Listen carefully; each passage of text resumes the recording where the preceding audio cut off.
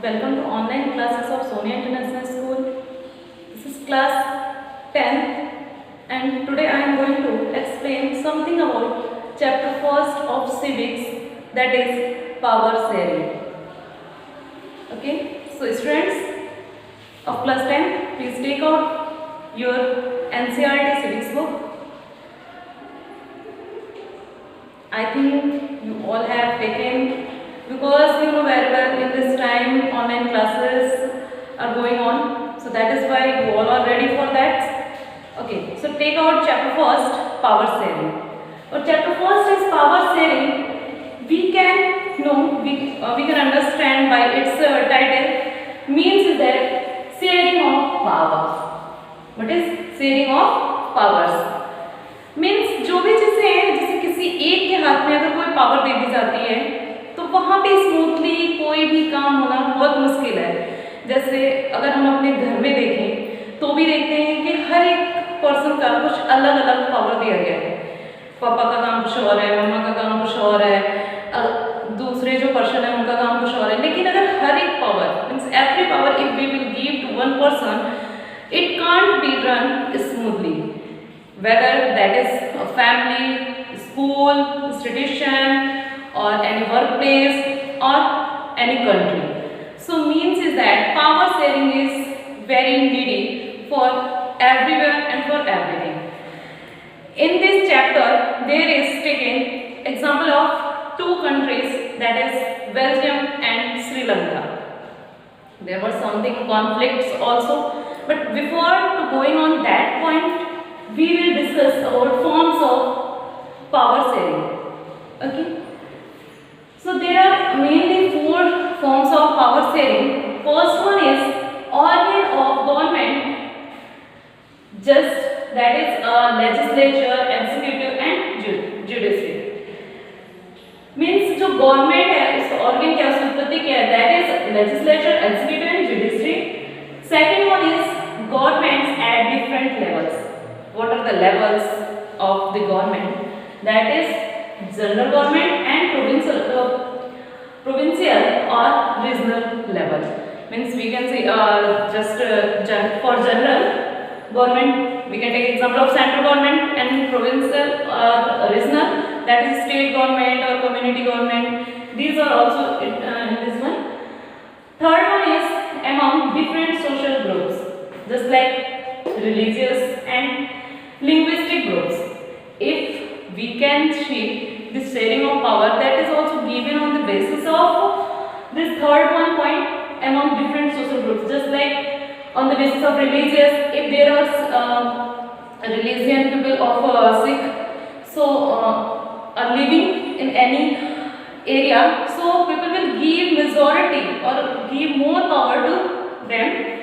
Same as linguistic groups, just like if somewhere linguistic power is given to any one language, so it will be majority of that group. Means is that if we can take example of America, so we can also see that there is English is must. So everyone, whether they belong to India or any other country, but they have to speak English. So same as more other things. Next one is political parties, pressure groups and movements. Just like political parties, there are many different parties are there. So if means from this different places, the political parties are different. And so just like किसी जगह से कोई किसी party को बहुत ज़्यादा majority मिलती है, किसी जगह से किसी पार्टी को बहुत ज़्यादा मेजॉरिटी मिलती है, कहीं से कोई, तो जस्ट लाइक उस पर भी पॉलिटिकल पार्टीज की वजह से भी पावर ज़्यादा मिलता है। जस्ट अगर यहाँ पे अगर बीजेपी की पार्टी को बहुत ज़्यादा वोट मिले हैं, अगर उसको सीट ज़्यादा मिली है तो मेजॉरिटी उसको मिली है, पावर उसको मिली है। प्रेशर ग्रुप वो ग्रुप है, जस्ट लाइक पावर जिसके पास ज़्यादा है तो वो जैसे कोई अथॉरिटी पर्सन है तो वो किसी भी चीज़ को मतलब जैसे किसी वर्क के लिए वो प्रेशराइज करता है, या उसके अगर उसको बहुत ज़्यादा पावर होती है किसी पर्सन को, किसी if any group of people और any people have power, more power, so he can be belongs to pressure group. And next one is movements.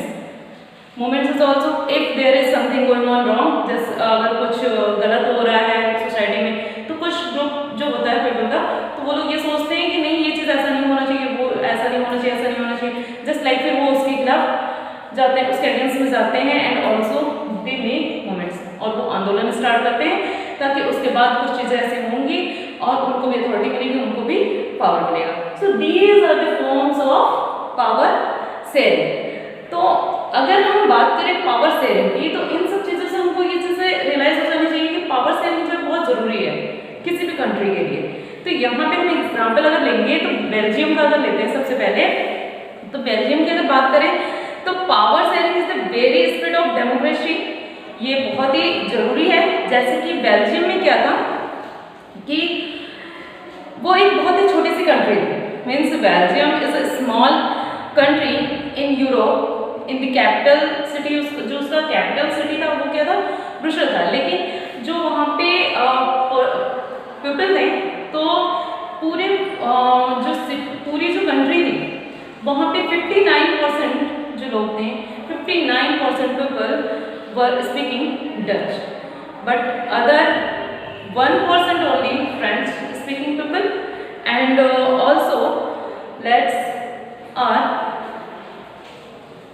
just if we will see in the Brussels, means capital city of Belgium, so there we will find 80% people speak French while the rest speak Dutch. अगर हम केवल capital city की बात करते हैं वहाँ पे Belgium में, तो केवल कैपिटल सिटी में जो है 80% लोग अब फ्रेंच बोल रहे हैं, जबकि अगर पूरे कंट्री की बात करें तो फ्रेंच कम बोलने वाले लोग थे, डच ज़्यादा बोलने वाले लोग थे। तो इस वजह से वहाँ पे क्या था, इन सब चीज़ों के लिए थोड़ी सी कॉन्फ्लिक्ट स्टार्ट हुई, और जिस वजह से लोगों को ये जिनकी मेजॉरिटी ज़्यादा थी, जस्ट लाइक फ्रेंच बोलने वालों की मेजॉरिटी ज़्यादा थी, उनको डच से, जो डच पीपल थे, डच स्पीकिंग पीपल थे, उनसे बहुत अधिक मीन्स रिचर भी थे, जस्ट लाइक फॉर दैट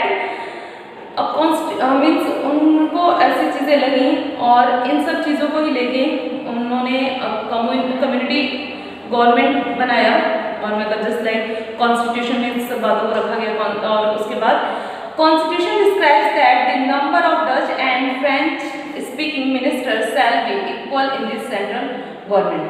और जब वहाँ पे मीन्स कॉन्स्टिट्यूशन में ये चीज़ें गई, ये सारी बातें, फिर वहाँ पे ये हुआ कि पावर को शेयर कर देना चाहिए, और उसमें जो बिटवीन 1970 एंड 1993 में they amended their constitution 4 times so as to work out an arrangement that would enable everyone to live together। और तब 1970 से 1993 में 4 times उन्होंने कॉन्स्टिट्यूशन में चेंजिंग की, और उसमें ये चीज़ अरेंजमेंट किया गया कि कंट्री में जितने भी लोग हैं वो सभी को इक्वल, मतलब सभी इक्वल रहें और सभी को इक्वल राइट्स पावर मिलने चाहिए। और उसके बाद जो है इन सब चीज़ों पे बहस हुई, बातें हुई, और फिर उसके बाद the arrangement they work out is different from any other country, और जो भी अरेंजमेंट उन्होंने बनाया, उनकी गवर्नमेंट जो भी अरेंजमेंट बनाया वो दूसरी कंट्री से बहुत ही ज़्यादा डिफरेंट था, क्योंकि उन्होंने ये चीज़ें सोची कि अगर हम पावर को शेयर कर देते हैं, जस्ट लाइक पावर अगर एक के पास है, अगर फ्रेंच स्पीकिंग पीपल के पास पावर ज़्यादा है, तो वो उनकी मेजॉरिटी ज़्यादा है, मतलब हो सकता है जो डच स्पीकिंग पीपल हैं उन बहुत ज़्यादा ह्यूमिलिएट हो रहे हैं या अदर भी चीज़ें, तो इसलिए उनको लगा कि डिस्क्रिमिनेशन ना हो, तो उन्होंने ये गवर्नमेंट बनाई और मीन्स कॉन्स्टिट्यूशन बनाया, और कॉन्स्टिट्यूशन में ये चीज़ें लिखी गई कि दोनों ही लैंग्वेज के लोग जो पीपल हैं, both language people will get equal rights. Just constitution describe that the number of Dutch and French speaking ministers shall be equal in the central government. Means if there are central government people, so number of the Dutch and French speaking ministers both will be equal, means there will be no majority of any single language speaking. Next was many powers of the central government have been given to the state government। बहुत सारे ऐसे powers जो थे वो central government को जाए वो state government को दे दिया गया। मतलब जैसे 3 टाइप्स की गवर्नमेंट को बनाया गया, central, state and community government. तो जो स्टेट गवर्नमेंट थी उसको बहुत सारे जो राइट्स थे सेंट्रल गवर्नमेंट के वो भी दे दिए जा चुके थे। एंड नेक्स्ट वन था कि जो ब्रुसेल्स था has a separate government in which both the communities have equal representation. Brussels में बोथ कम्युनिटी के जो पीपल थे उनको इक्वल रिप्रेजेंटेशन का चांसेस था। एंड इसके अलावा और भी ऐसी चीज़ें थी जैसे central and state government and central and state government, there is third kind of government that is community government in which people belonging to one language community just like Dutch, French and German speaking no matter where they live, means इसका कोई matter नहीं था कि कोई कहाँ पे रह रहे हैं क्या है। This government has the power regarding cultural, educational and language related issue. Means that what जो गवर्नमेंट वहाँ पे कम्युनिटी गवर्नमेंट थी वो इसके लिए थी एजुकेशनल और रिलीजियस जो गवर्नमेंट थी इन सब चीज़ों को देखने के लिए। और उसके बाद जब बेल्जियम में पावर को शेयर कर दिया गया जस्ट लाइक सेंट्रल गवर्नमेंट, उसके बाद आया कि स्टेट गवर्नमेंट, फिर उसके बाद जो भी बची कुछ चीज़ें थी पावर थी वो कम्युनिटी गवर्नमेंट को दिया। और वहाँ के सभी लोगों को ये चीज़ें बता भी दी गई कि मतलब सारे पावर को शेयर कर दिया गया। उसके बाद जब देखा गया तो ऐसा नहीं था कि किसी भी अगर एक लैंग्वेज के पर्सन जो हैं अगर उनको उनकी मेजॉरिटी ज़्यादा है तो उनके पावर से बस सब कुछ होना है, नहीं। अगर डच स्पीकिंग पीपल कॉन्स्टिट्यूशन बनने के बाद जो डच स्पीकिंग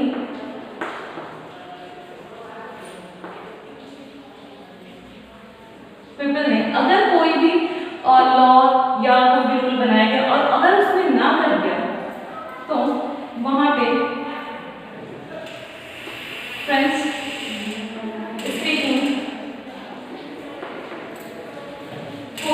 ना ही करना हो, हाँ नहीं कर सकते हैं, ठीक है। और अगर एक ने हाँ बोल दिया, यस बोला, तो दूसरे ने भी अगर यस बोला तभी ये पास हो पाएगा।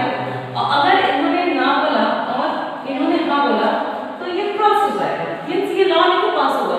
मीन्स सभी को इक्वल इम्पोर्टेंस दी गई। और उसके बाद जो बेल्जियम में जो कंट्री का रना था वो बहुत ही ज़्यादा स्मूथली चल रहा। लेकिन अगर इसके अपोजिट हम दूसरे कंट्री जिसका एग्जांपल दिया गया है इस चैप्टर में वो है श्रीलंका, अगर हम उसकी बात करें तो वहाँ पे क्या हुआ, वहाँ पे भी इसी तरीके की लैंग्वेज को ही लेके कॉन्फ्लिक्ट्स आया।